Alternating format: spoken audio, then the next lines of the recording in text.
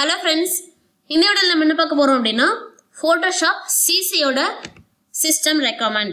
So Windows பொறுத்தவரைக்கும் Intel Microsoft ரெண்டுமே இருக்கு. So Windows 7, Windows 8, Windows 8 க்கு அப்புறம் Windows 10 எல்லாத்துலயுமே யூஸ் ஆகும்.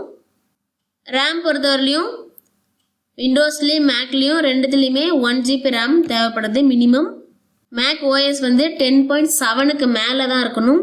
Hard disk installation space பொறுத்தவரைக்கும் Windowsல 2.5 GB வெறும் installationக்கு மட்டும், Macல 3.2 GB இருக்கணும்.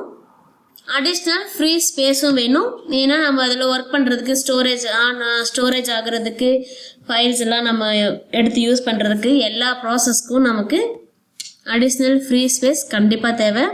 டிஸ்பிளே ரெசல்யூஷன் வந்து பார்த்தீங்க அப்படின்னா CS மாடலில் இருந்த அதே ரெசல்யூஷன் தான் சிசிலையும் கொடுத்துருக்காங்க. 1024x768. ஸோ கிராஃபிக்ஸை பொறுத்த வரைக்கும் 16-bit colour graphics. So RAM பொறுத்த வரைக்கும் 1GB ரேம் தேவைப்படுது. இது ஆக்டிவேஷன் பண்ணுறதுக்கு ரெஜிஸ்டர் பண்ணுறதுக்கு இன்டர்நெட் கனெக்ஷன் கண்டிப்பாக வேணும். அதே மாதிரி மெம்பர்ஷிப்பும் வேணும். ஸோ சப்ஸ்கிரிப்ஷன் பண்ணால் தான் நம்மளால் வந்து இந்த சாஃப்ட்வேரை யூஸ் பண்ண முடியும்.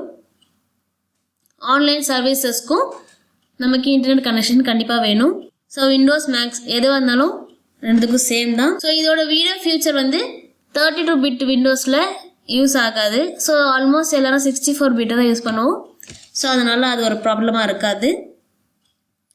3D ஃபீச்சர்ஸ்க்கு வந்து மினிமம் 512 MB அதை விட அதிகமாக இருந்தால் பெட்டர். ஸோ இதோட ஸ்டோரேஜ் ஸ்பேஸ் கொஞ்சம் மற்ற வெர்ஷன்ஸை விட அதிகமாக தேவைப்படுது. Thanks for watching.